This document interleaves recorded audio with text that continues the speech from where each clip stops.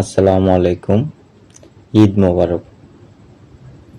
মুসলমানদের ধর্মীয় উৎসবগুলোর মধ্যে ঈদ উল ফিতর, ঈদ উল আজহা, শবে বরাত, শবে কদর, মিলাদুন্নবী ইত্যাদি। এরকম 10টি ইসলামের ধর্মীয় উৎসব আছে।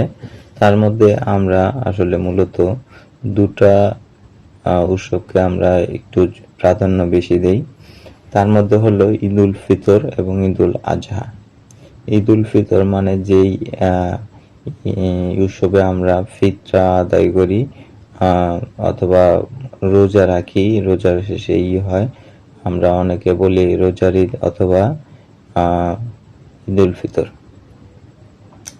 অন্যটি হলো ঈদ উল আজহা, যেই ঈদে আমরা পশু কুরবানি দিই অথবা অনেকে বরকির ঈদ বলা হয়, তো অথবা কুরবানির ঈদ বলা হয়, যেটা ঈদ উল আজহা। তো আমরা অনেকে মনে করি যে সম্ভবত হযরত ইব্রাহিম আলাইহিস সালাম থেকে কুরবানির প্রথাটা চালু হয়। হযরত ইব্রাহিম আলাইহিস সালাম আল্লাহর নির্দেশে তার প্রিয় পুত্রকে কুরবানির উদ্দেশ্যে জবাই করার নিয়ত করেন অথবা কুরবানির দেওয়ার জন্য নিয়ত করেন। আল্লাহ তাআলা তার কুরবানি কবুল করায় হযরত ইসমাইলকে সরিয়ে একটি দুম্বা কুরবানি দেওয়া হয়। সে থেকে আমরা আসলে মূলত কুরবানির প্রথাটা চালু আদৌ পর্যন্ত আছে, কিয়ামত পর্যন্ত এটা চালু থাকবে। আমাদের শেষ নবী হযরত মুহাম্মদ সাল্লাল্লাহু আলাইহি ওয়াসাল্লাম এটাই এই রীতিতে চলে আসছেন। তো আমরা অনেকে মনে করি যে সম্ভবত এটাই মনে হয় প্রথম কুরবানি যেটা ইব্রাহিম আলাইহিস সালাম করেছিলেন। না, এটা প্রথম কুরবানি না। আমাদের হযরত আদম আলাইহিস সালাম যুগে তার পুত্রদ্বয়ের মাধ্যমে, দুটা পুত্র হাবিল এবং কাবিলের মাধ্যমে প্রথম কুরবানি যেটা শুরু হয়। তো বিষয়টা অনেকে জানেন যে হাবিল এবং কাবিলের বোনটা সুন্দর ছিল, যার কারণে তার বোনটা সে নিজেই বিয়ে করতে চাইছিল, এবং কাবিলের বোনটা একটু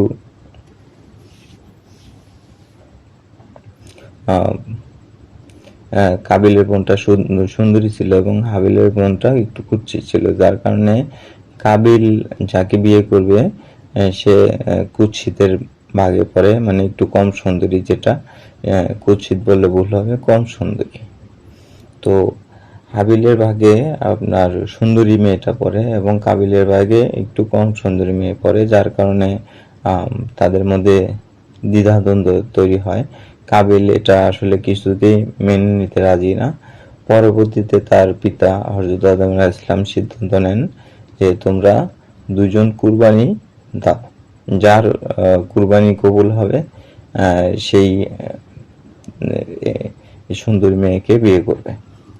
তো সেই হিসেবে সে হাবিল এবং কাবিল কুরবানি দেয়। তো কুরবানি তখন হাবিল ছাগল চড়াতেন, যার কারণে সে একটি ছাগল কুরবানি আল্লাহর উদ্দেশ্যে পাহাড়ে রেখে আসে, এবং কাবিল শস্য আবাদ করত, যার কারণে কিছু শস্য এবং ফলমূল পাহাড়ে রেখে আসে।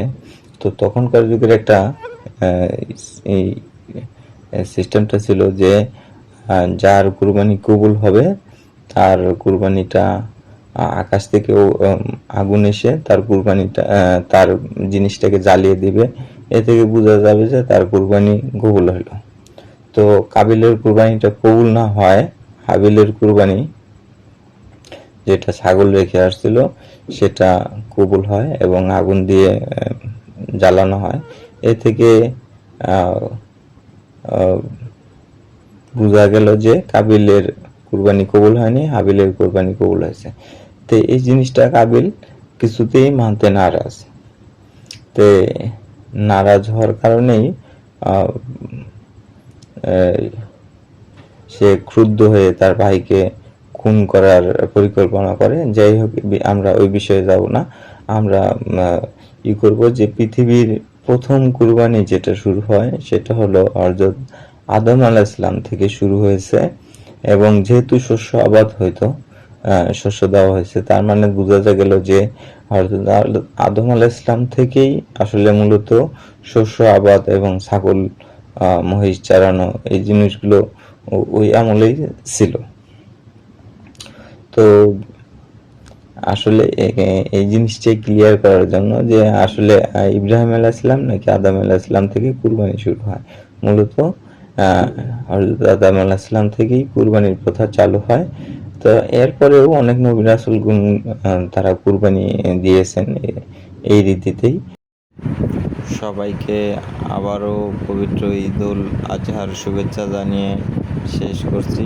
তবে শেষ করার আগে ছোট্ট একটা অনুরোধ, চ্যানেলটি সাবস্ক্রাইবারের জন্য, যেহেতু আজকে ঈদের দিন, সবাইকে একটা রিকোয়েস্ট এবং অনুরোধ করছি চ্যানেলটা সাবস্ক্রাইব করবেন। আল্লাহ হাফেজ।